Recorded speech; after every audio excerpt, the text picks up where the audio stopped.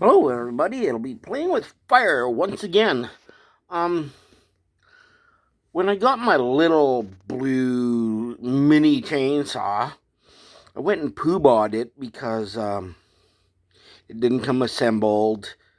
It didn't come with the instructions or anything like that. It's pretty self-intuitive, but it didn't come with that stuff. So I went and sent a note to Timu, and they said, "Oh, we're sorry. We'll try and make up for it." So they sent me this free gratis. I didn't ask them for a replacement. I just said, "Hey, it came not properly equipped." So I've got the chainsaw. This one comes with a set of gloves, a set of safety glasses, 2 batteries. The other one's charging right now.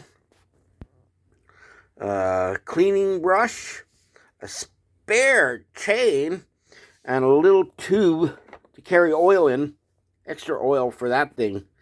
And the blue one has wing nuts on it. This one here, for chain adjustment, is that little tool. The screwdriver, yeah. This one comes a lot better prepared and equipped.